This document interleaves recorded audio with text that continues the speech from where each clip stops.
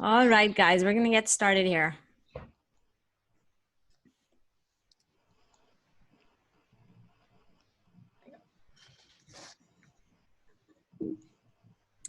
Okay, so for those of you that don't know, you are attending the Royal Bash because our speakers today are literally called the Queen of Apartment Investing and the King of Cost Segregation.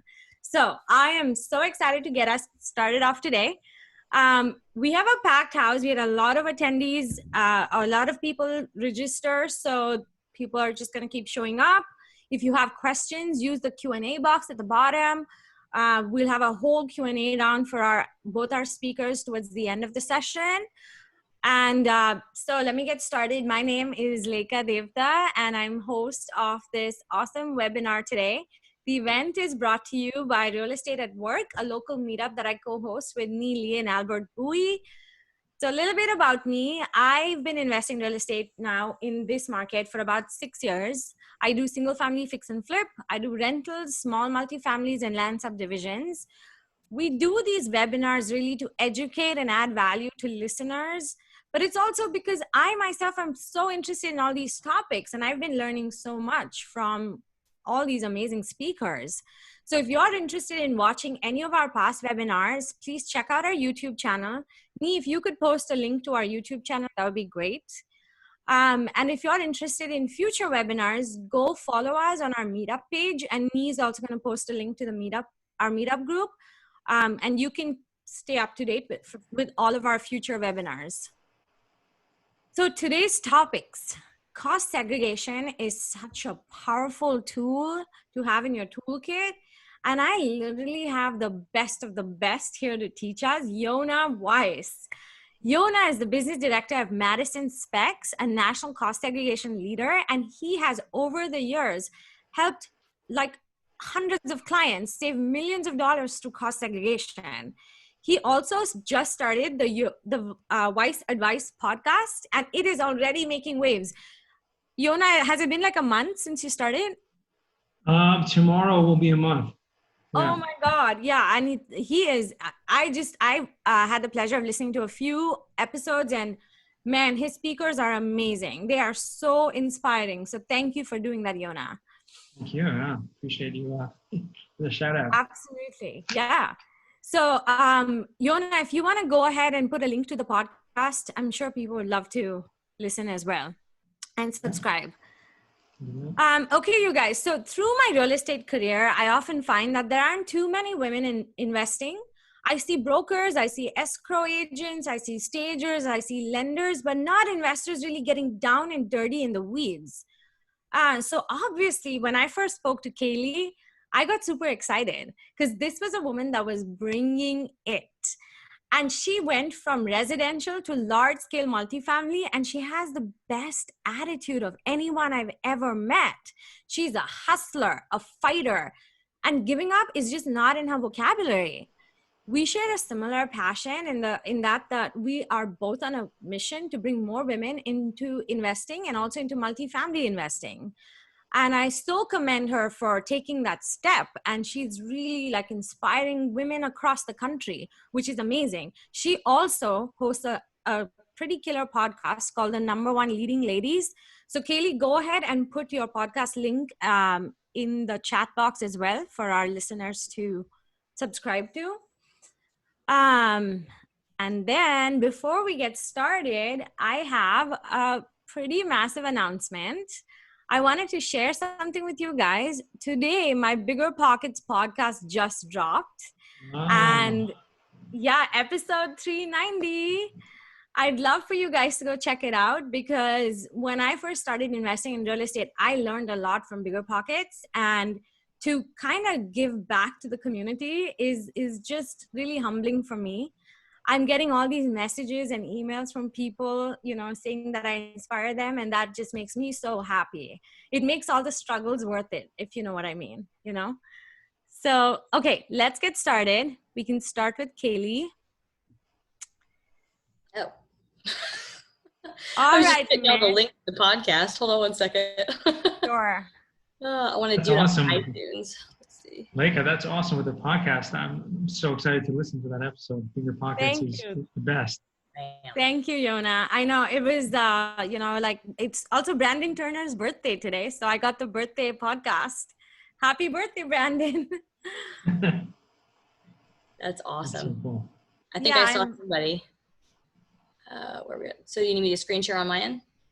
No, let's give it a second. I'm going to ask you a few questions and then we can screen share. Got it, okay. Okay, Kaylee, tell us how you got here.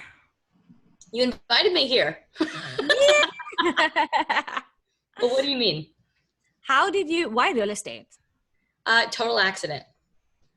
Okay, what did you do before? Everything. Like literally, I've worked in IT, putting programs into computers in college. I've been a bartender. I've been an EMT. I've been a nanny. I used to work in dental offices. I've been a dental assistant.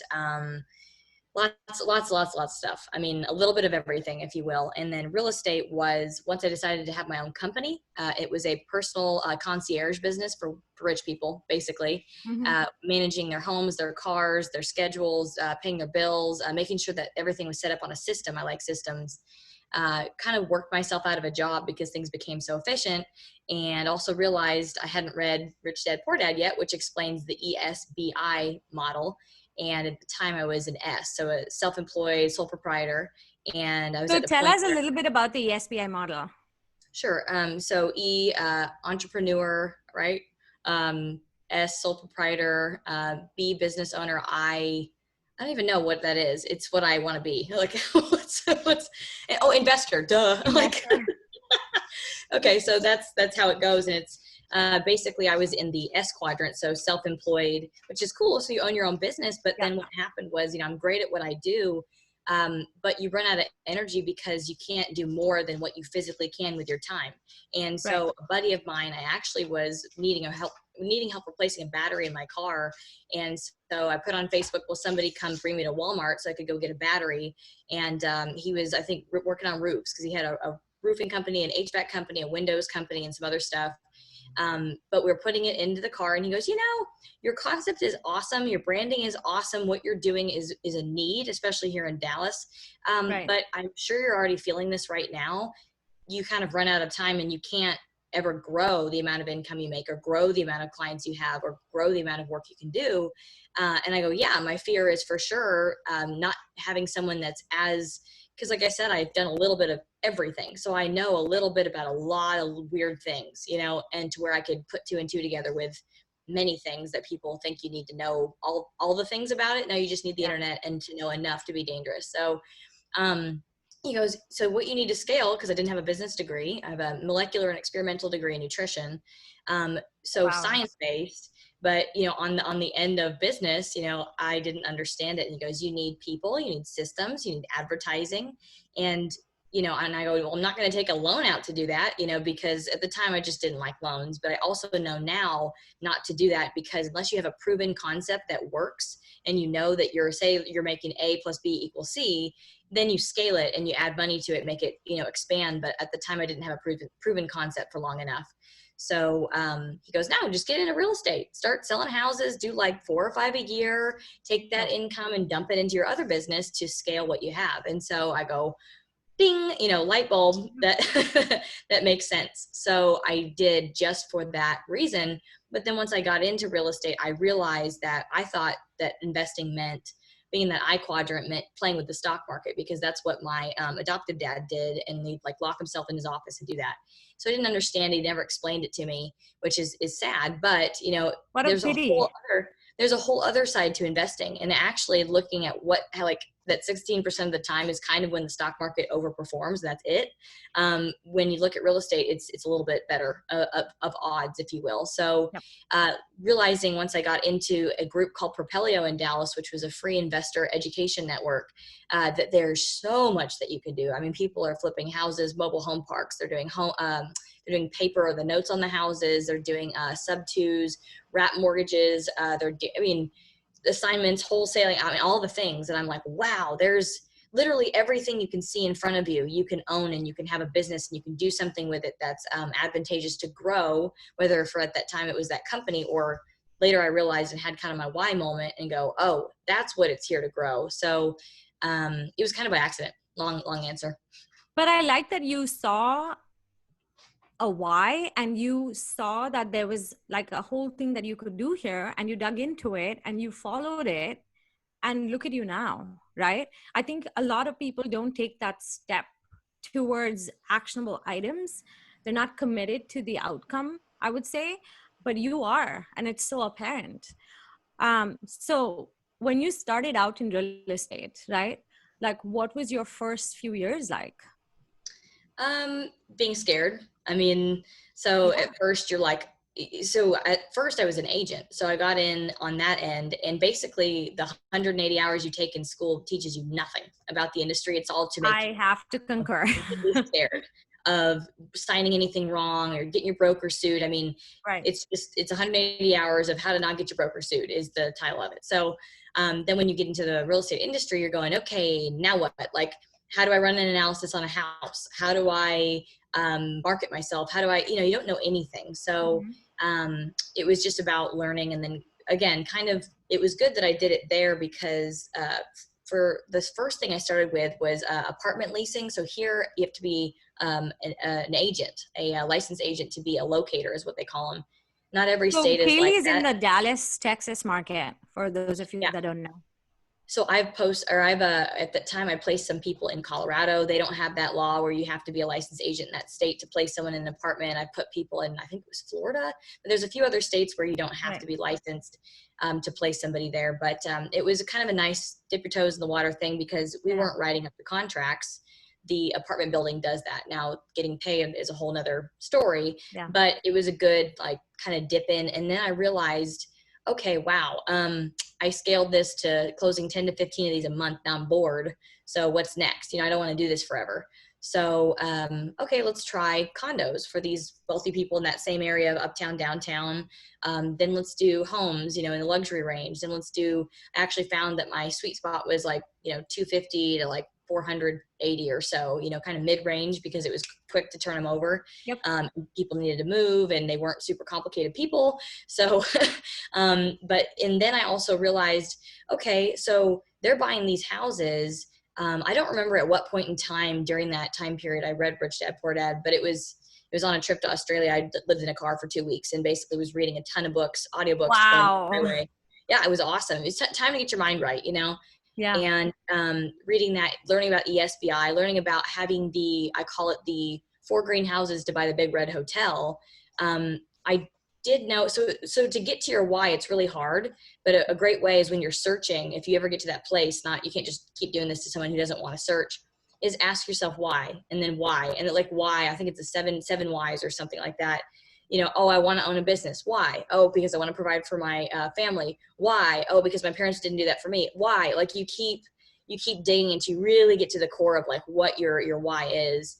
And for me, realizing investing was my opportunity to be able to ultimately provide housing for people and not have to look at my company and say, oh, well, I have a friend in need, or I'm in need, or maybe there's a community of people that are underserved or whatever. And I have the authority as an owner to be able to give away some things or be able to help someone out for a little bit of time or employ somebody. We've done that with some tenants that had cancer. They thought that we were going to make them leave. I said, no, we'll just have you do some work and then that will pay for anyway. So having the ability to help other people through being an entrepreneur, getting them freedom to not be forced into a situation is kind of that why, for me on a big level. I love that. That just puts you, you as an investor, as someone that owns these buildings, you have the power and you're using it for the greater good, which is so inspiring. And I wish, more people did that. Me too. I'll get them there. I will. Yeah. Not everyone's built that way though. I know. It's hard. So you went from being a broker. So how did you ultimately get into investing? Taking funds from being a real estate agent and broker to I took everything I had to put down on a property that someone who, if you will, was my sponsor. So he kind of saw that I learned everything that they were doing. Because I'm always learning all the time. So I never learn one thing at a time. I'm pretty ADD. So I'll be reading like 3 or 4 books at a time. I'll be like, okay, I'm bored with this one. I'm going to finish this one, go back to that one. Yeah. That's just who I am, you know? And so it's the same thing where I'm like, okay, so we're flipping a house over here. Now I want to learn about apartments over here and learn about both at the same time. And then I end up really hating. But that's a true entrepreneur, because you just have to wear so many different hats, and if you can't compartmentalize and focus on many things at one time, then you can't be a true entrepreneur, because you get so focused on one thing. So there you go. Yeah. I mean, if you have people that are teaching you and they're the vector to help that, you know, like if you're learning one thing, like I'm going to stay on my computer and I'm going to learn that one thing while I'm learning that one thing. But if you have other people that are resources, they can really speed up the trajectory of learning these things. And when you're, for me, in visual in person and touching and being tactile, I learn a lot faster and I never forget it. So being able to go, okay, I'm at my job site, but I got to let the guys do their job. So I'm going to go over here, and then he's got his guys doing his job. So then I'm going to see how do they do it? How do they order? What does it cost? I mean, and learn their systems and underwriting and whatever. So yeah, I wasn't necessarily like doing, so I was doing the house. I wasn't doing the apartments yet. I was just learning them. So, but I hated flipping. I mean, just, I wanted to get to 10 a month real quick. I was like, it's this simple. Here's your list of doorknobs we need, you know, blah, blah, blah, blah, do it. And then there's always some kind of problem every Friday. Give me my party money. You know, and I'm like, okay, the plumbing doesn't work. No, you know, and for me, my experience in multifamily is not that way at all. So far, when I've gone with reputable companies that, you know, do lots of volume, I don't have to micromanage them at all. They just do it. And a lot of the times I've got a guy that, you know, won't let me pay him up front. He's like, I'll just get it done. You as an owner, you need to be, you need to have these ready to go. And then, you know, you can pay me. So totally different experience. Yeah, I mean, I do single family fix and flip, and I've done like 40 flips in the last 6 years. And so I totally get where you're coming from. I think it's just not for everybody. And now I'm like you, I want to move from residential to commercial, and it's so daunting. So I'm really glad to have you here today, because my next question is, how did you make that switch? It was deciding. I mean, I guess you would say that was when you make the switch. So it's the same thing when you become an entrepreneur. I had to ask other people, because I had to make that jump too, from being an employee to being an entrepreneur. It's really freaking scary. And you're like, you know, do I need to have 3 months of savings or 6 months of savings? Or like, do I need to live with my parents? Like, how can I do this? And every entrepreneur I talk to, like, you just have to freaking commit. You have to say, this is 100% what I've decided I believe in. I love this. I want to do this, and just go for it. And once you put everything into that, magnetism and manifestation will be on your side, and everything will kind of come to you when you just put full effort forth doing that. So it's the same thing kind of when I decided to get into multi. A lot of it was learning. A lot of it was trying to see, like, why is this different, and why economies of scale are so powerful, and tax advantages, and some of the things that we're going to talk about today. But then I realized, you know, okay, now I understand why I want to do this. I got to meet someone who's doing it, not just the book, and see, how do they act? How do they behave? What's their lifestyle like? Do I want that lifestyle? Do I want to live like them? And I did find a couple of guys that have been very successful, but are extremely humble and very giving. You know, one has a bunch of orphanages and lives in the Philippines. The other one, he's very active in mentoring. I mean, he got involved with me as a sponsor. Just incredibly patient, grateful, like wise people, if you will, for their age. And so I was like, that's exactly who I want to be. I want to be humble. I want to be able to help other people with what I have. So, I mean, once I met them, I was like, it's on, let's do this, you know, and I want to work with them because they're going to kind of keep me humble too. So, it's just committing. Once I learned all the things and met the people that were who I wanted to be, I was like, I'm in. So.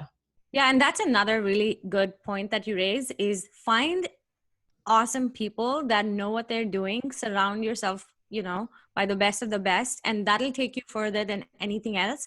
The other thing too is you can read as many books, you can listen to all the webinars, you know, listen to all the podcasts, watch all the videos, but unless you actually go out and take action, and I speak about this in my podcast today too, but if you are not taking action, then you're not doing squat. Like, you have to get off your couch, go there, buy a building, buy a house, fail miserably, learn so much from that to propel you forward. Like, then success is at your doorstep. So thank you for bringing that up. That's a great No, point. you're exactly right. That's so I made mistakes in that single family for sure. And because of those mistakes, I knew not to make those same ones on a bigger scale. Mhm. So yeah. Exactly. So do you want to share your case study with us? Sure. It is what it is. Okay, let's do it. Kaylee has an awesome case study that she's going to go through, one of her own buildings. Okay, present.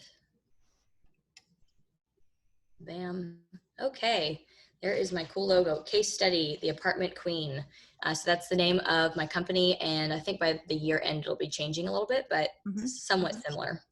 So this is, I'll just tell the story, but you can read it, I guess, as I talk. So basically, these are just bullet points of how this worked. So this was 18 units purchased in Dallas, and when we found the property, it was managed by single family management. So that's something that I constantly talk to people who want to get into multifamily, and they want to bring their buddy with them. They want to bring their insurance agent with them. They want to, you can't do that. You have to hire the professionals that 100% of the time they're doing multifamily, because of the discounts they get, because of the ability that they have to resources that it's just different. And then also there's other things that they'll keep in mind as far as tax advantages and what's better long-term. So a single family management company is not going to help. You need to have someone that does multifamily, or someone that at least focuses on more than just single family.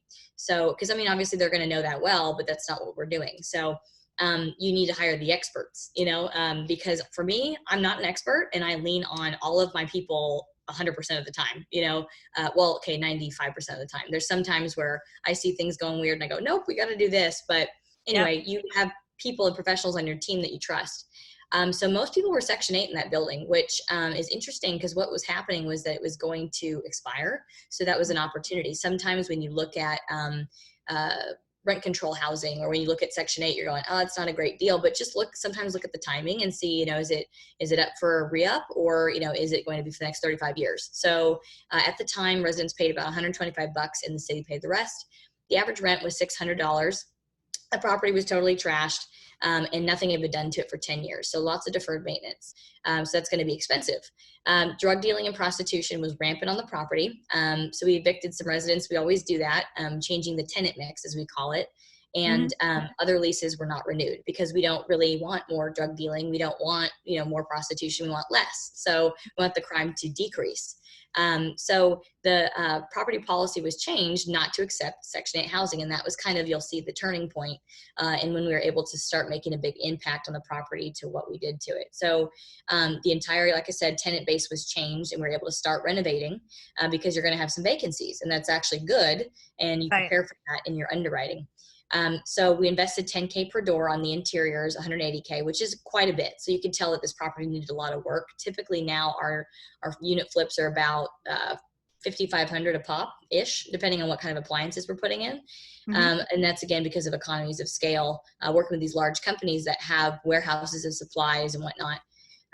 So we invested more than normal in this one. 100K also on the exterior, so fixed all the deferred maintenance. So usually that will be AC units. It will be some of the shrubbery and and that's all actually part of cost segregation. But like all these things that you're improving are also things that are adding value to the property. So every dollar that you put in will actually equal, you'll see in a minute, a lot more than what you originally put in based on the cap rate of the property or capitalization rate of the property. We had a barbecue grill, pergola, controlled access, of course, security cameras. That's key. And I won't even go there, but it's just key. As I said, whether they're on, they're off, they're key. And then painted the property, which again will change the entire exterior of it and change the curb appeal while you're changing the reputation of the property. So that's important. We added cedar planking around the railways to give it a modern look. I've got a two property portfolio, but one of them we're doing this exact same thing to, and I included a picture of it. It's not done. It won't be done until probably the 1st of August. But anyway, this one I don't have pictures of. There we go. Next one. Okay, so the deal, what we did is we also added 12 storage units on the back of one of the buildings that cost about $20,000. This alone increased the property value by $120K based on the compressed cap rate. So compressed cap rate, meaning once we buy it, we become more stabilized, so the cap rate decreases. And so increased rents, or we ended up getting rents to $950 and then bumped them once again to $1,100 once all the renovations were completed. And I mean, that's the power of Dallas. Wow. We're doing that on the deal in Red Oak right now. It's been just insane. We sold the property in 13 months for $1.8 million. Wow. That's fantastic. So Texas is a non-disclosure state, and I think I mentioned that to you earlier. So I'm not going to be able to put the property address or what the name of it is, because the current buyer could have a problem if this ever gets found out. And this is going to be on the internet, so it probably will be. But what I can do is show you the same material type that we used, and literally the same A-frame type building. It's the same thing, but it's a different property. So if you look at these photos, you can see the first two, it's kind of starting to transition. The first one over here is the property before we've done anything to it, besides, mowing the lawn. And then this picture right here, you can see that we're starting to paint. So put the base layer and then put some gray in there. This picture right here is a picture of the interiors. We still use all the exact same supplies. So I think most, if not all of this, is from Exist Materials. I guess they're called Exist now. Exponential Materials is what they're called. That's Kim Radiker's company. So her and Matt own that. And if you can see the difference, I mean, it's visually pretty big. When you're going from left to right. So that's before and after, basically, of a kitchen and a room. So then you keep going down the line to these other photos. And that first one with the brick, it actually looks nice. So we're going to have to get some drone shots. It looks a lot better with the drone. But we've painted it, done the trim at this point. And then the next picture, you see that we're starting to put in the cedar planking. So awesome. You can kind of see it without the stain, with the stain, and then we're going to add it onto the railings all the way down. And then it still needs we just like the grill, the pergola, dog park. And then, we're going to have someone come out there. I'm going to drive out there Tuesday to do some carports, because we probably charge about $20 to $30 per spot. And this is in a place where there's a lot of hail in Texas. And so we actually had a vote with everybody that lives there.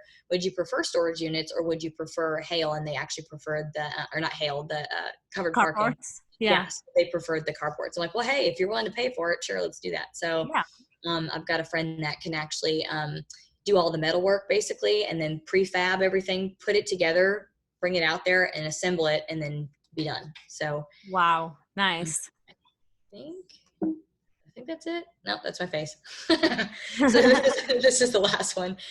So I just put it out there. If you want to get qualified for our next investment, we have an investor quiz. It's all over my website. Like, every button you click is this quiz. And it's basically figuring out if you're accredited, sophisticated, neither, because for the types of investments we do, we have to make sure that you're qualified for them.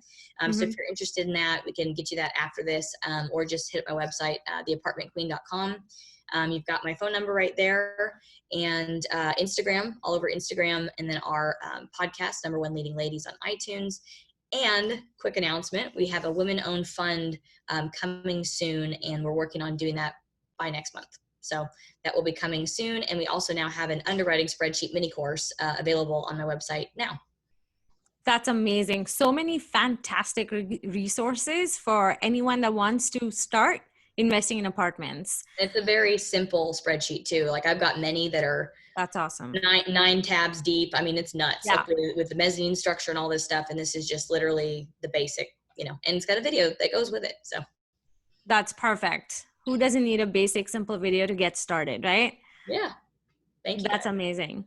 So what would you say, like, some of the different components to investing in apartments is? I know there's like finding the deal, there's underwriting it, right? So, like, if you were to sum it up, what would those be? Yeah.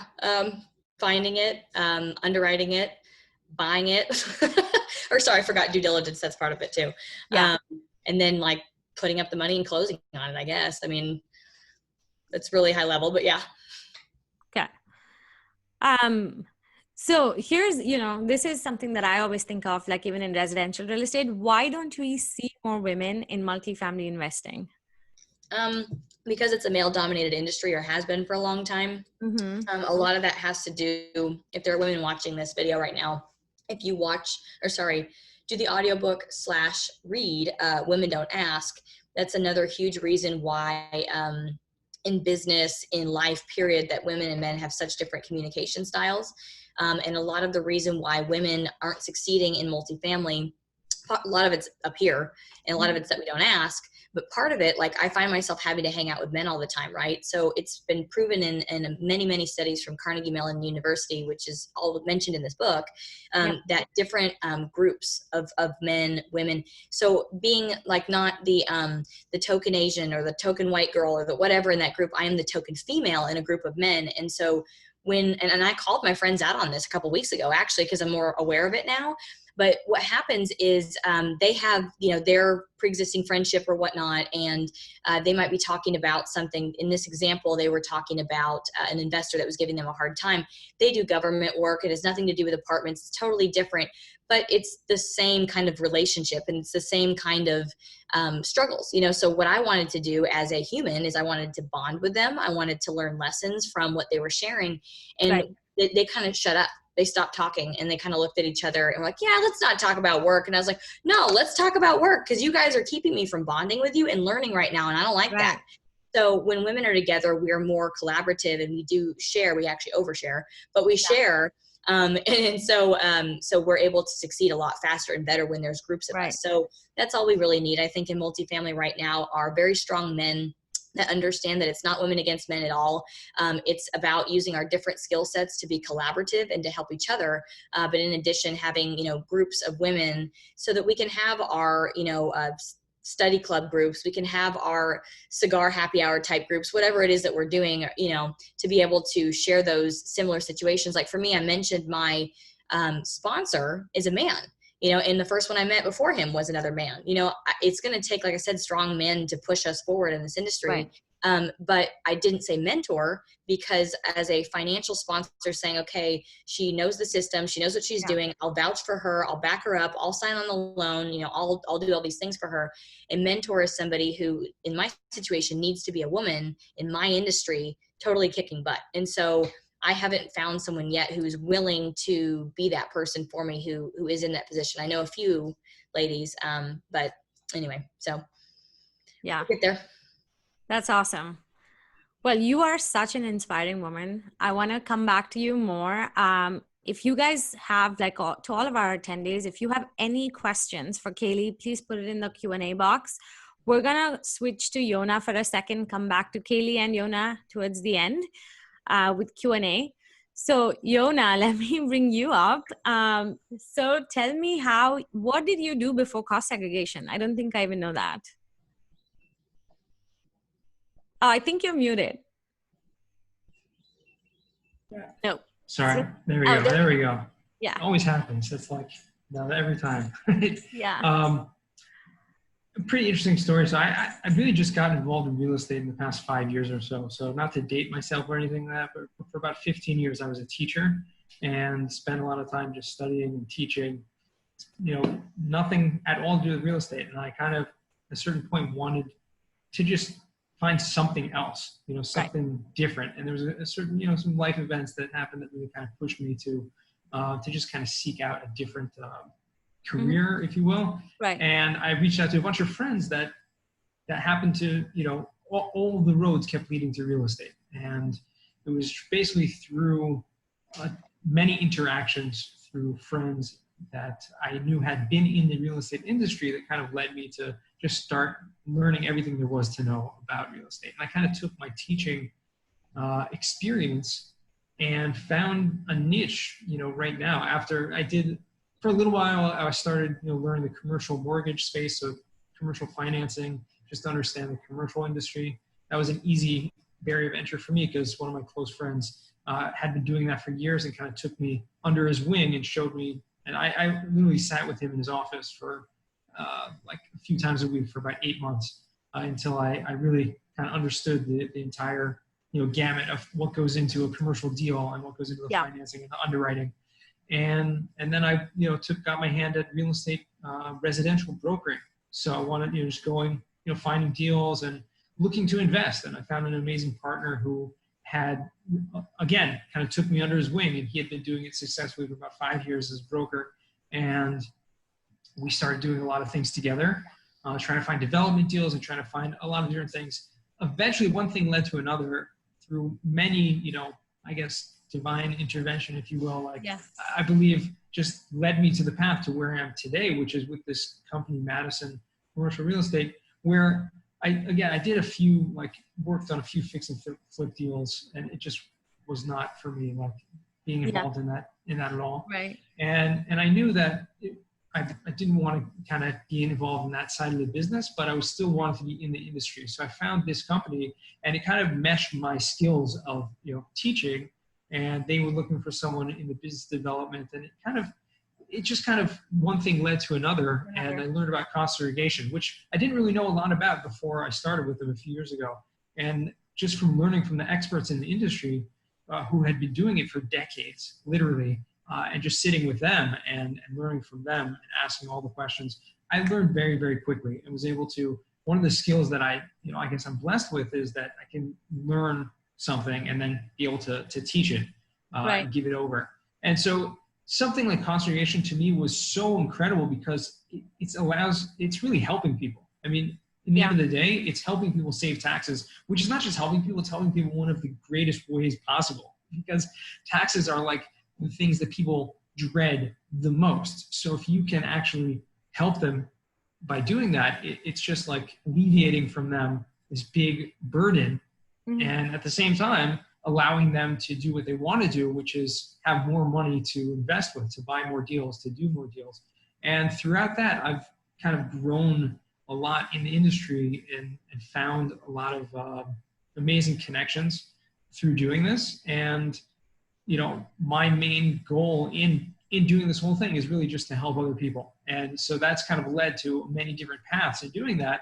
And which one of the paths that's kind of leading me to now is investing in finding my own deals and investing, raising capital, investing in own multifamily deals. So that's kind of the next step. But in the meantime, I work for the largest national cost segregation company and spend most of my days just like teaching people about what that is.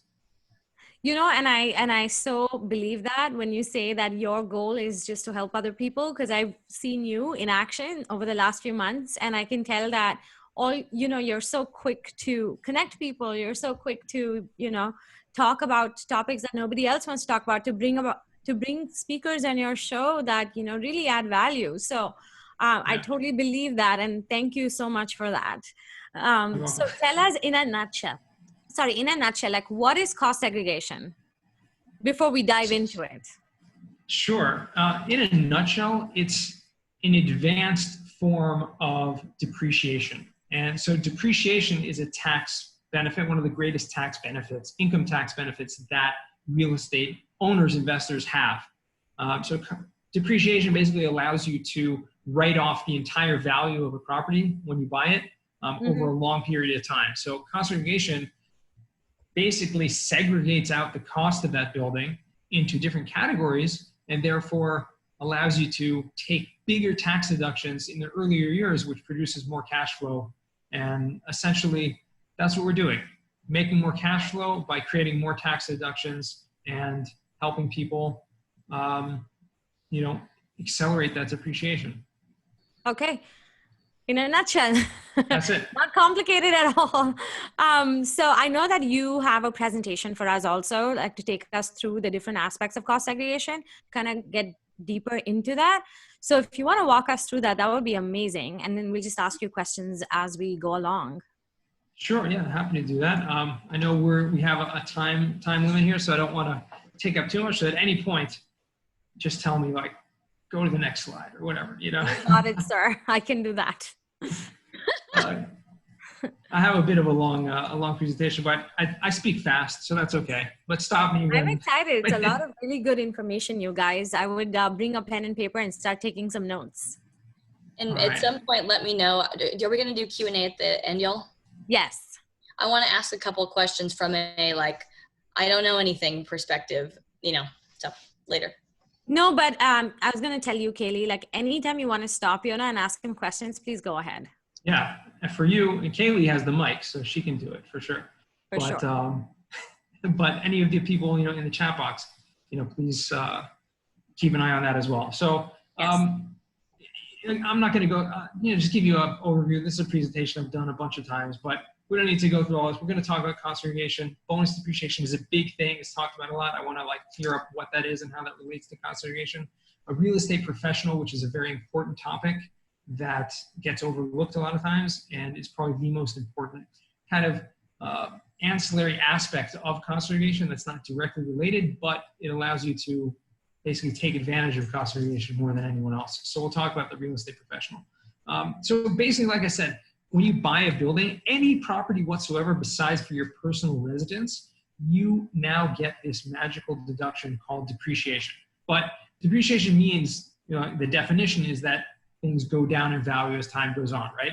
But from a tax perspective, that's not really what it means. It's based on that concept. So it allows you to take the deductions of your property over a certain period of time based on the concept that things go down in value as time goes on, even if your property is actually going up in value. And from Kaylee's example, right, $1 million, right, to $1,800,000 in the span of 13 months, it's certainly going up in value, right? Nevertheless, you're allowed to claim, take these deductions up front, or a certain amount of them, based on that concept. And again, why I say it's based on that concept, because you see here, depreciation for commercial buildings over a 39-year period, for a residential, including multifamilies, over a 27.5-year period, which means you take that purchase price, subtract a certain amount for land, which does not depreciate, and then the remaining amount you can actually now take as a tax deduction, income tax write-off, literally, that entire amount over that period of time. However, that schedule starts, those 39 or 27 years start the day you buy the building, okay? It doesn't start the day the building was built. Well, it does start the day the building was built for that original owner of the property, but once you sell it to a new owner, that 39 years, 27 years starts over from scratch, from date. So if you bought a building that was built in 1972, the 39 years has already passed by, you get to start your 27.5-year write-off from today. So that's, again, why it's kind of based on that concept. But there's a way to actually accelerate that process by breaking out or segregating that property into different categories that depreciate or have a useful life, a shorter useful life. And we'll talk about that in a second, what those things are. So just to give you an example, like what this is, like $1 million property, and this is a perfect example because it happened to be Kaylee's coincidence, right? It was a $1 million building. Right. Normally, and I have a case study also, I would have updated it to do the exact amounts had I thought about that. To be the case study on Kaylee's building, that would have been cool, but we didn't. So you'll have to just see the case study I have a little later, a different amount. Concept is the same. This is what depreciation looks like, okay? Regular depreciation. And most people, the reason why I spend so much time talking about this is because most people don't even know about it, which means they're just taking what's called straight line depreciation. That means just taking the entire property value, that $1 million, allocating a certain amount for land, and then taking your straight line depreciation, which is, if it's a 39-year period, that $850,000 that's left, you now get to write off every year, but every year it's $21,000. For a residential multifamily, it's $30,000 a year. Now that's great, that's huge. That means you subtract that from your income tax, right? You make a $1 million property. Now, Kaylee, let me just ask you, because it's a perfect example. On this $1 million property, what was the net operating income? What was the NOI of that deal, approximately? Wish I could tell you. Okay, let's give it a guess. 50 off and go get some spreadsheets. 50,000, 70,000, something like that, probably, right? It was probably somewhere around that. So that means if you have $50,000 of income after all other expenses, all that income, you immediately from depreciation get to wipe off $30,000 for that, okay? Which means you're only paying tax on the remaining $20,000. So that's what depreciation is, straight up. That's awesome. Cost segregation really allows you to nullify or negate that entire, in many cases, the entire income tax liability whatsoever. And as you have a bigger property, this just becomes exponential how much tax savings there actually are. So again, one of the fundamentals of cost segregation is because, I often have people ask me, like, why didn't my accountant tell me about this, right? And the thing is about taxes, right, and you guys relate to this, right? When you think taxes, like people's brains shut off, okay? And even if you're good with numbers, but as soon as it comes to taxes, you're like, no, I have an accountant, and that's why I have an accountant. That's why I pay them. because I don't have to think about this. People are like scared or they're just like have this aversion to anything related to taxes. But the truth is, accountants can't even do this because one of the components of cost segregation is that it requires an engineer. So that means someone who has understanding of the construction engineering of a building to be able, not only that, but the understanding of the tax code, which spells out everything that's going on in the property, each asset and how long it depreciates for. And then we can now come up with a study and show every tiny detail of that property, all of the square footage of the carpeting, all the cabinets, all the nuts and the bolts and the walls and everything, find out what's that cost of those things are individually by breaking out all those assets into their own schedule, so to speak, and then take those deductions up front. Take those deductions on those schedules as opposed to lumping everything together as one. So again, accountants can't do this. Accountants can apply the results of this, but you need a firm or you need engineers that have the experience of doing this. So that's why. So I just want to reiterate here that your CPA is one component of your taxes, but cost segregation is a whole other layer on top of that. So just know that that's what Yonah is saying is you need to find a cost segregation ninja to do this. Your CPA cannot handle this. Right. And to be fair, there are accounting firms, the very large accounting firms have engineers on staff in-house and do this in-house. So like the biggest accounting firms in the country, they all do this in-house because they're servicing, the big four firms, they're servicing corporations, in the billions and billions. So it pays for them to have this in-house and they're charging them an arm and a leg to do this. But regardless, most accountants, 90, 95% of accounting firms do not do this in-house. So like you're saying, yes, you need to have someone from the outside to come and consult on this because it's a tiny little niche of the tax code that a lot of accountants don't even know about. Right. So this is basically what happens. There's basically 4 categories when we're looking at a property. There's the land, which I said at the beginning doesn't depreciate.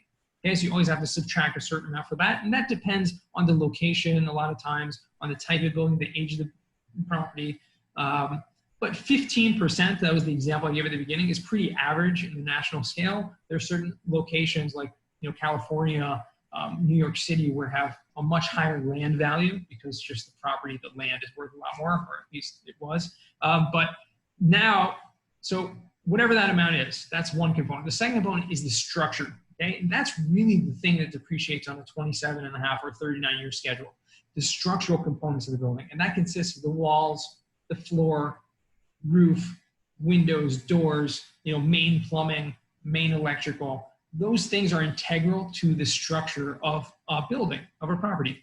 Without those, there wouldn't be a structure, there wouldn't be a property. But everything else, and there's so many things, actually depreciate on faster on different schedules. And so that's really what we're doing here. So the 2 other categories are the 5-year property, which is personal, tangible property, and the 15-year land improvements. So land improvements, it's really cool because I said land doesn't depreciate, right? So the land at all, but what's on the land does. And there's a ton of stuff on the land, like landscaping actually depreciates, meaning you can take that as a tax write-off, the value of that stuff. Now, when you buy a property, well, let me say it in a different way. When you develop a building, when you're doing new construction, you know exactly how much you're spending on the landscaping. You know how much you're spending on paving the parking lot. You know exactly how much you're spending on the cabinets and the carpeting and all that stuff, right? And so doing a cost segregation on a new development, new construction is relatively easy because you can identify all those different things and the engineer just kind of applies them to, if it's kept track of well with invoices, and it can be applied very easily, just breaking everything into those different categories, doing the study like that. But the real test here is when you're buying a property that's already been in service for many years, it's been around. And now you have to come in and figure out, yeah, it cost maybe $1 million to build this building, 10 years ago, but now I bought it today for $5 million. So now how do I go apply what all those things are and have a useful life and have a different value for every little tiny thing? So when we're looking at, the engineer comes in and finds all these things. So in the 5-year tangible personal property, there's stuff like carpeting, like I mentioned. It's not the floor, it's attached to the floor and it's movable. Cabinets, shelving, appliances, equipment, furniture, all these things, and there's so many others, that these are all things that are basically, think about anything in the building that's not part of the structure.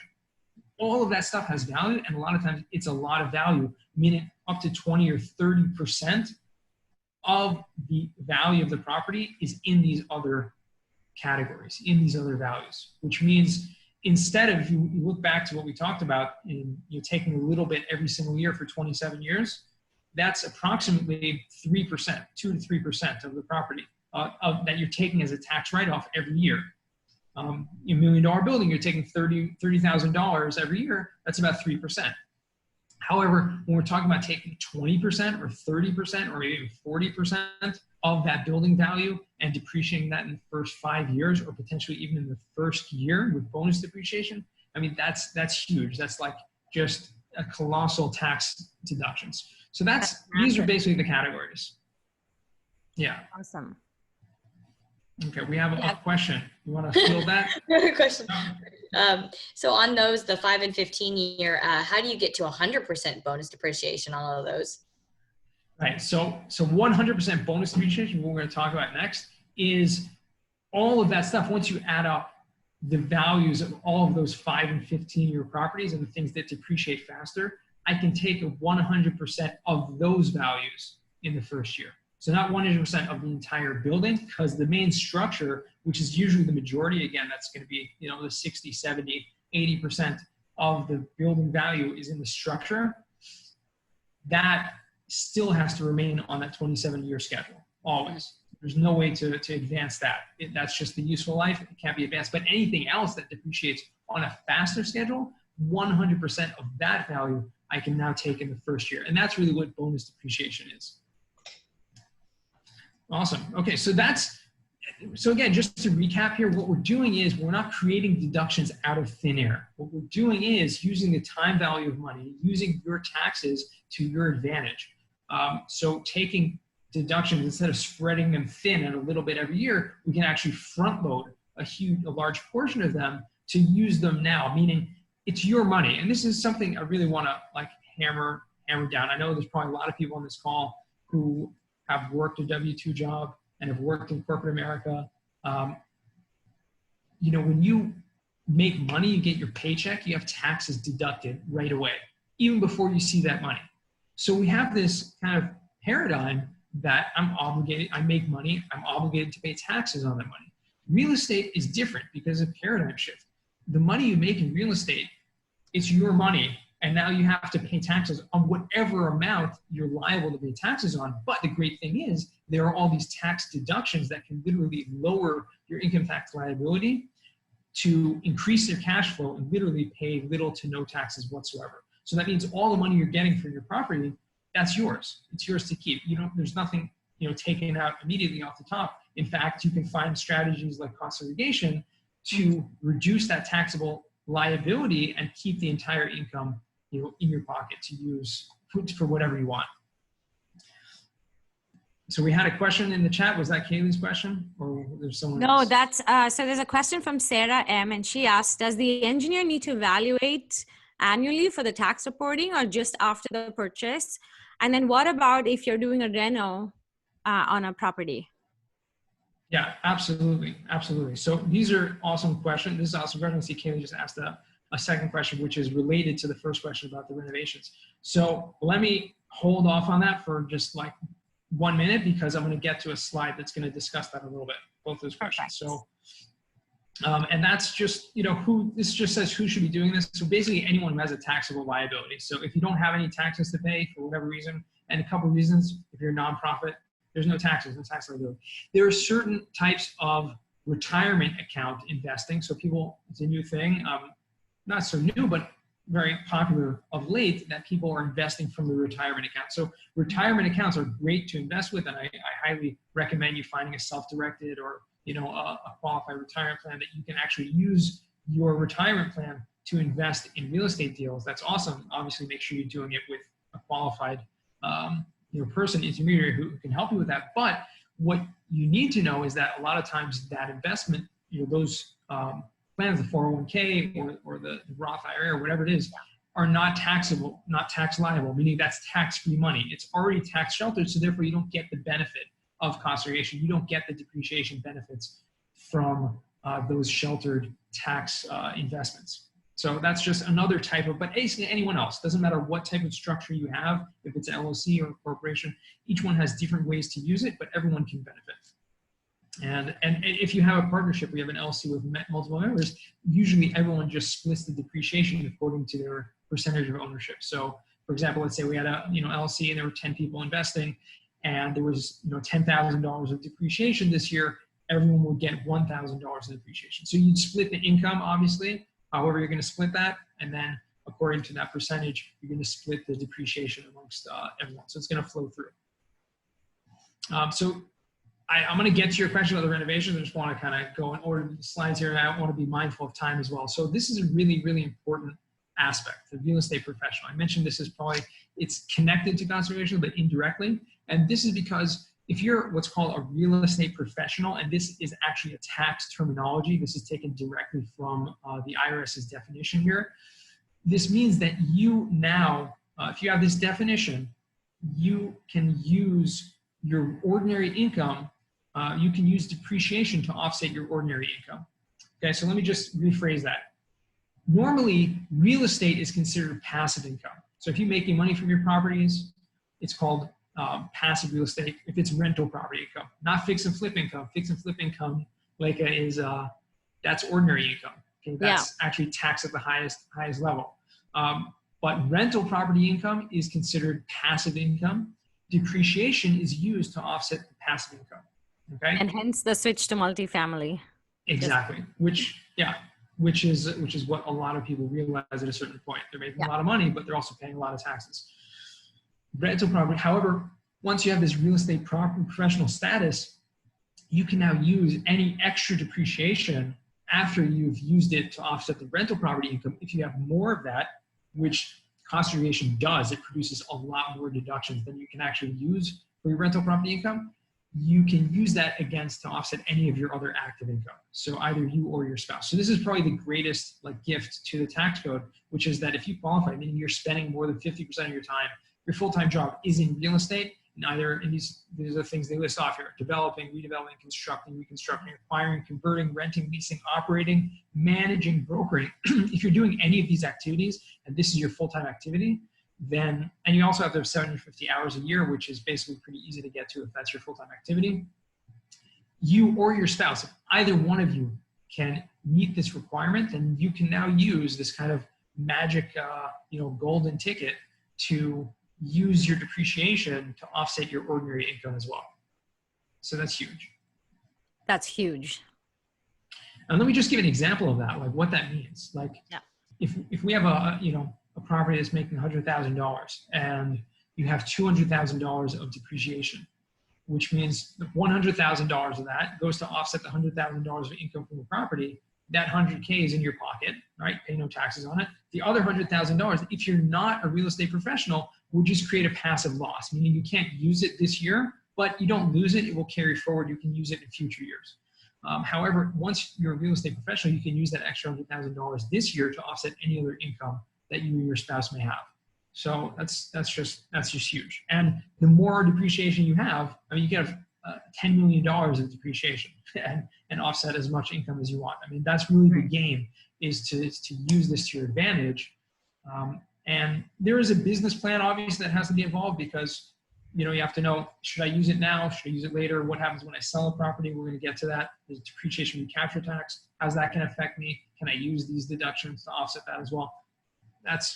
We're going to get to that. So if you have one exception to this, is that if you have less than $100,000 of adjusted gross income, you can actually use up to $25,000 of your extra depreciation to offset your ordinary income. So that's the one, and there's a provision here, it phases out once you get to $150,000 of adjusted gross income. But once you get to that level, anything beyond that, then you lose any ability to use your passive deductions, unless you're that real estate professional. Okay. We talked about this briefly, the bonus depreciation. This is a new tax law. I just want to mention it again here, because you can literally now use 100% of that to offset your 100% of those deductions. Instead of spreading it over 5 years or 15 years, you can now spread it in the first year. Take the entire amount in the first year, which will give you a huge amount of depreciation. An example, you know, if you have $1 million building and you were taking $30,000 of depreciation every single year, that's awesome. What happens if you take $200,000 in the first year? Okay, that's pretty cool. So if you, you know, especially if you're putting down a small down payment on that property, maybe even less than $200,000, maybe you have investors, maybe it's owner finance and you're not putting anything down, you get to take the entire amount of depreciation. So it's pretty cool. One thing I will mention here is that it's phasing out in 2023. So it's right now in the tax code, you can take 100%. In 2023, it's only going to be 80%. And then going down until 2028, it's going to be 0. Back, no more bonus depreciation. You can still do the cost segregation, but no longer able to take front load that an amount of that. So take advantage now because do it now. Do it now because you can, even if you create those losses now through the bonus depreciation, you don't lose them. You carry them forward into future years. So take advantage now and just use the, you know, the deductions later if you need to. There's one thing, the CARES Act, I don't want to get into this too much. Everyone talks about me later, but basically this net operating losses, like I said, you carry them forward. Now you can actually carry them back up to 5 years back. So literally, if you paid taxes in any previous year. I think we lost Yonah.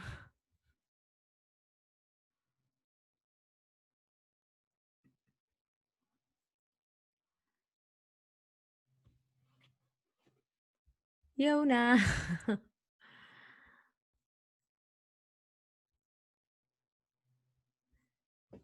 While we wait for Yonah to come back, if you guys have any questions, go ahead, and this is your time to take advantage of asking Kaylee any questions you have. Kaylee, you're muted, just so you know. Just laughing. All right. There he is. There he is. Yay, you're back. Oh, we're too slow. Bye. Did you miss me? I missed you. I don't know what happened there. Anyways, I don't know where you lost me, but the net operating loss is a pretty cool thing. You can end your previous year's tax returns and literally get a refund. Literally get a refund if you paid taxes in the past 5 years by applying depreciation backwards instead of carrying it forward. So that's pretty cool. I'm going to share my screen again. Yep. Okay. So when we get to do this, so this is what you guys were asking. If you do renovation, so a lot of people know we can do this when you buy a property, have an acquisition. That's awesome.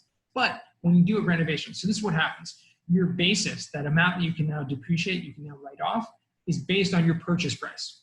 Okay? It's not based on the value of the property. It's based simply on the amount of money that was spent. Okay? So if you bought a building that was worth $2 million, but you bought it for $1 million, your depreciation is based on $1 million. It's based on your purchase price, how much money was spent. The only time that basis, that amount changes is not with the refinance, not with the reevaluation, but if you spend more money. So if you put more money into the property, you do renovations. Let's say, you know, you update things. So 2 questions were asked here. What happens with the stuff that you disposed of? And what happens with the stuff that now you put in? So to answer the question you put in, all the money that you spend going in is now depreciated. That amount is now added to your depreciation basis. And you can now depreciate that either the whole thing on 27 years again, or you can do cost segregation on that amount of the renovations and split everything up into those faster lives and take the 100% bonus depreciation on that as well.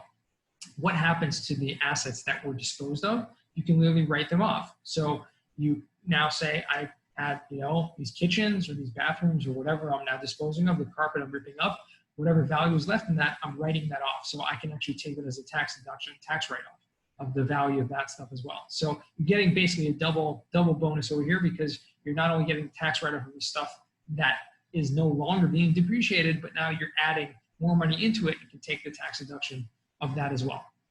The one great thing about doing this is that you can do what's called a look-back study or a catch-up depreciation on a property that you've owned for a number of years, but never did cost segregation. So either you didn't know about it or you didn't need it at the time, but you can actually go without, and this is without amending tax returns. You can actually go ahead and take those deductions retroactively, what you missed over the previous years, and that's pretty cool as well. So, I mean, that's pretty much it. We're going to do a short case study just to show you what the numbers would look like. And then if anyone has any questions, I guess now will be the time. So little case study. This was, you know, pretty close. It was 32-unit building in North Carolina. 1.75 million. This was a person who had invested in single families for a long time, had about 30 single families that he had sold, and a number of them were actually sold in a failed 1031 exchange. And so the reason why I'm mentioning that is because, if you do a 1031 exchange, that's great. You can take a bunch of properties, sell them, exchange them to buy one new multifamily building. But if you fail it, you can actually owe a lot of capital gains tax. So the reason. And when you say fail it, did he fail to identify properties within his time limit? Because at 1031, you have to identify properties. I think it's within the first 45 or 60 days. Yes. Yeah. So he failed to identify them, or they weren't, he opted out of the ones that he did identify because it didn't fit with what he wanted to do. And he figured he'd just pay the taxes on it. It was a few $100,000 that he ended up having to pay capital gains tax because it was a pretty big sale. And he figured, listen, I'm kind of moving on from them. I made a lot of money. I'll pay the capital gains tax. What ended up happening, the reason why I'm mentioning that component of it is what ended up happening, as we'll see shortly, through the cost segregation study and the 100% bonus depreciation, he was actually able to use the extra depreciation to offset the capital gains tax that he thought he would have had to pay. And therefore, he had this kind of happy ending that he thought he had a $200-something thousand capital gains tax bill. He ended up paying zero. So he was really happy about that. Wow. So without cost segregation, if you remember the formula, divide that, take off land, divide it by 27.5, we would have had $54,086 of depreciation every single year. However, with this property was making over $100,000 a year, he had an extra $50,000 or so of income that he would have had to pay taxes on. What we ended up doing, the cost segregation, and this is a pretty average building. So again, 15% to land. The rest is now divided into those other three categories. The main structure, that's 72%. That's over $1 million. That's the 27.5-year schedule. The 15-year property, which again, that's the landscaping, land improvements, parking lot, pavement, fencing, all that stuff that's outside the property, $122,000, that's 8% of that. The 5-year property, again, that's all the personal property, furniture, fixtures, appliances, carpeting, etc., 20%. So what ended up happening, accelerating all of that, created a front-loaded deduction of $421,000 in the first 5 years, or he ended up doing bonus depreciation, taking the entire amount in the first year. So I mentioned that he had $100,000 of income that was completely negated, and the extra $320,000 he was able to use to offset other income. He was a real estate professional, and to offset the capital gains tax. So happy story, happy ever after. And this is pretty average for multifamily property. I'd say these amounts, these percentages. That's awesome. That is a huge savings. Yeah, and then I'll take to questions. This basically just shows you here, anyone wants to look deeper into this, look at the cost segregation audit techniques guide. So you can go to the IRS website. All this stuff is not like some fancy tax loophole. This is all directly, dictated and guided from the IRS. So if you want to check any of this out, go to the IRS website, search for the cost segregation audit techniques guide, and you'll see all the information that I'm talking about here, just a lot more boring. So you can do it if you want to, if you have insomnia or something, check that. So, Yonah, what does it cost to do a cost segregation study? Is it like a percentage of the savings? What is that? If you can give us an idea. Absolutely. Yeah, it's not a percentage of the savings. I understand that there are firms out there that do charge a percentage of savings, which is basically illegal because you're coming in and telling the IRS that you're showing how much depreciation they can take and you're getting a piece of it. So you have a vested interest. So, it's a flat fee, a one-time flat fee. We do the study. It's usually somewhere for multifamily properties, and you can do this on any type of property. I kept talking about multifamily because I think that's what a lot of people here are into, but any type of commercial property. So whether it's office, retail, self-storage, warehouses, you name it. Somewhere between, I'd say, $3,000 and $10,000. And it's a range based on the type, size of the property. For multifamily, it's on the lower end. So somewhere between probably $4,000 and $6,000. So that's what our fees are. And it's a one-time fee. So your tax benefits are really going to be dependent on, how much you actually bought the property for. So if you bought a property for $1 million, your tax benefits, as I showed you, are going to be, $150,000, $200,000. To pay a few $1,000s for that really makes a lot of sense. If you have a single family that you bought for $100,000, your tax benefits might be about $10,000 or so, $20,000. So to pay a few $1,000s doesn't make sense as much, right? Yeah. There's not as much tax benefit there. So that's why I recommend like anything over $500,000 purchase price usually makes sense. Definitely a great idea to actually at least look into. And so we give a free estimate. So with an analysis to any property, if anyone wants to like see, hey, I bought a property, what will be my potential tax savings? We'll show you up front. And so you basically know upfront going into it, what am I getting into? Well, I'm just doing an addition on a single family home that I have been working on for 2 years. So you and I are going to connect after this. Absolutely. So Roberto asks over here, what is the contribution deducted from the after-tax cash flow? Yeah, well, it creates the after-tax cash flow, because what you're doing is you're creating that's creating the tax liability, the tax deductions. So the conservation benefits, I'm not sure if I understood the question, it is the after-tax cash flow, not that it's deducted from. The conservation creates the after-tax cash flow. And I know that Kaylee had a couple questions. Yeah. Yeah, I'm live. Yeah, I'm on there. I just so I want to go back to Sarah, because Sarah asked, does it need to annually do this? So it's a one-time thing. The only time it would be updated is if you did major renovations in that year, and then that would be a time to update it. But yeah, sorry, Kaylee, go ahead. All gravy. So if I am a first-time passive investor in a multifamily deal, and I invest with two different people. One invests with their self-directed Roth, and someone invests with their trust. What do I get, and why do I not freak out when year one I get a negative number back on my K1? So the negative number on your K1 is basically showing you every person gets their income, shows what their income is, and then the K1 shows what their expenses are. And so depreciation is one of those expenses, but it's just a paper loss, meaning it's not a real expense. So what happens is, like example, let's say you put in $100,000 into a property and you got let's say 8% return. So you got an $8,000 return on your investment, and your K1 showed you made $8,000, but the expenses, with depreciation, were $20,000.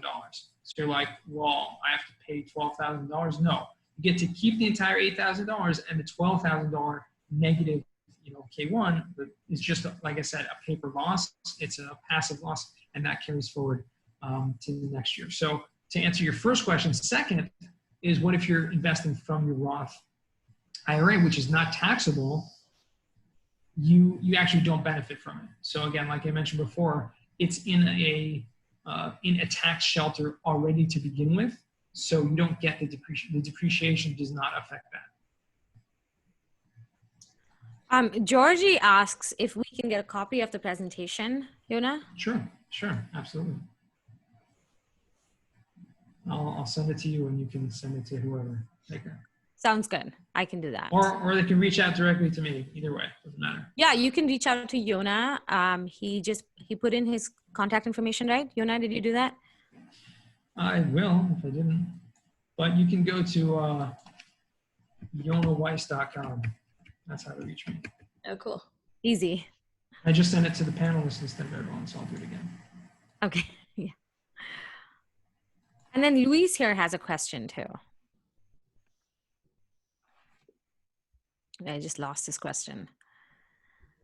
So if I'm a passive investor in an existing multifamily deal, the distributions I receive, if any, is already net of my percentage portion of depreciation expense, correct?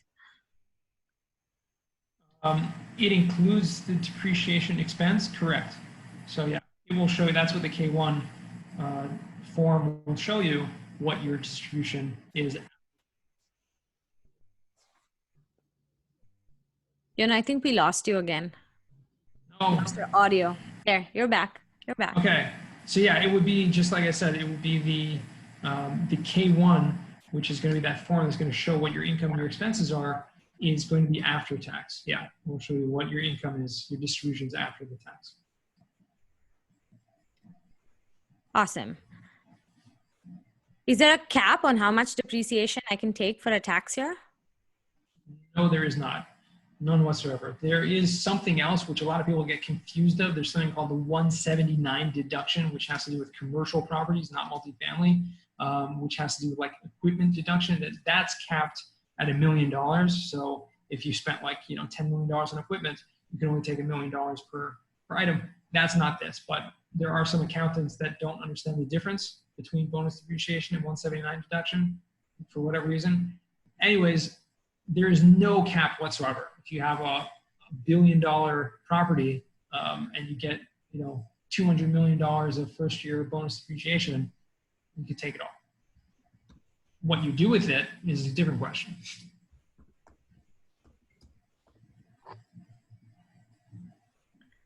Awesome. Any other questions for Yonah and Kaylee?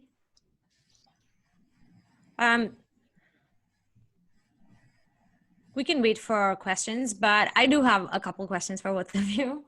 So Kaylee, what advice would you give someone starting out on their like multifamily or investing journey, and as a sense of a whole? Starting off your journey, I think it's important to kind of figure out where you want to start. Do you want to start as an active member in a deal or a passive member in a deal? Typically, being a passive member in a deal is a good place to start because typically, I don't know what your job is or how much you work or how busy you are basically, because that's also the other flip side. If you're not super busy, you could get into active, but most people already have a job and they're busy most of the time. And so passive investing is a good vehicle for them to be able to see what those passive, I call mailbox checks, what those feel like without having to deal with all the stress of the day-to-day stuff. It really sometimes can be pretty stressful. And there's always challenges, there's always things going wrong, but you just have to be solution focused. So at least learning how things regularly work. So spending that time to educate yourself is important either way you go active or passive. But I guess if you decide to go active, one thing that I learned from my single family flipping days was to for sure use a partner, use a team, don't do things by yourself. And you'll have to not you'll, but I definitely have had to every step of the way continue to remind myself to depend on the team, stop trying to be completely independent, stop trying to do everything yourself, because I have this weird thing in my head where I feel inadequate if I can't do it myself, and that's not the case. I'm fully capable, but it doesn't mean that my time is best spent doing everything. So, building that team, and part of that team is trust. So part of that for me, some of the people that I've had a soulmate relationship with when it comes to doing active partnerships are people that honestly, we didn't know until we got into tough times that we were so aligned, to tell you the truth. So right now when everyone's being like really mean and like whatever during the lockdown and all this stuff, I've seen a lot of stuff. But at the end of the day, those people, we align in this situation because we both stand for justice. We don't like bullies. We're not okay with people pushing us around, telling us what to do, demanding things. You have to have a respectful adult relationship with people, and that's how you do business. You have to be professional. So really knowing who you're doing a deal with is really important. It's kind of like dating, if you're going to be passive, you kind of get that opportunity to, like I said, have the returns coming to you, but then you can take your time and kind of learn all the things. And if you're passive, I'd say one of the best books to read is Paul Moore's book, The Perfect Investment.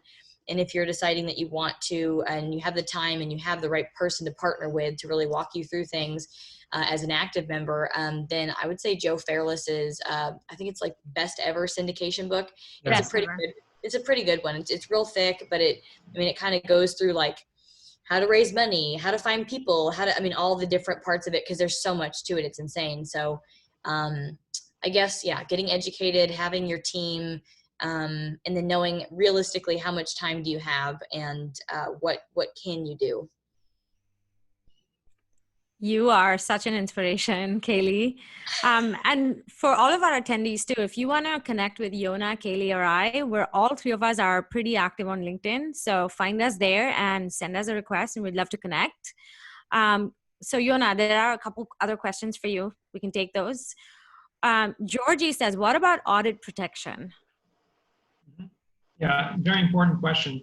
So, like I said before, all of these rules, it's all in the tax code. So you just want to make sure that you're dealing with someone who follows all those rules. They also provide that audit protection. So one of the things that's in our engagement letter, it says, you know, in black and white, that we will back up and stand behind our work and represent you if you were ever to be audited at no extra charge. So that's something you want to make sure if you are looking for a cost segregation provider, that they 100% stand behind their work, have a good track record, obviously, and because you don't want to get stuck with, you know, someone a fly by night who's just like taking these huge deductions, and then you have to represent yourself if you were to be audited. It's not going to be a pretty sight. Yeah. And then Roberto asks, can you use cost segregation for the first year on the as-is building, but also again on the second year if there are renovation costs? Or Yes. Is that double dipping? Yes, it is double dipping, and you can do it. So that's the great part about it. Like I said, you get the acquisition cost as your first, that you can use that and accelerate that, segregate that. And then the renovation costs, you can then go ahead in year 2 or 3 or 10 or whatever, that money spent, you can now go ahead and segregate that, take that accelerated depreciation. Excellent question. Yonah, you are so wise. It's just like, you know, like I know more about this than you guys do, so I pure wise, but you know, there's a million things that I don't know. So that's why we have contacted you before with another investor who is trying to figure out the best way should I invest in this little deal or this bigger deal, or do I do this? Right. What's the depreciation, bonus depreciation look like on both in a time crunch? Yeah, you're awesome. Yeah. And these are powerful tools, you guys. Like Yonah said, you can do this on a single family property. You can do it on a multifamily. You can do it on new construction and addition except for flips and 1031 exchanges. But these are like really important tools. So highly recommend reaching out to Yonah to just get more information. Yonah, kind of tying all of this in together, going into the next few months, where do you see, you know, just the market heading? Like, what are you seeing just from all the cost segregation deals you're doing? What do you have to say? I mean, there's definitely been a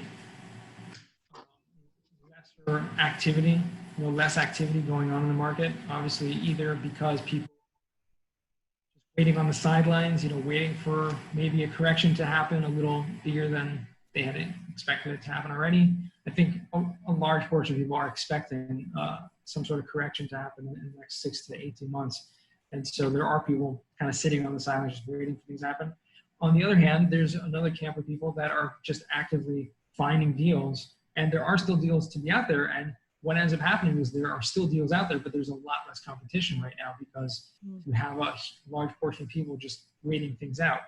There are still transactions, there's still activity, there's still people underwriting deals. I think a lot of people are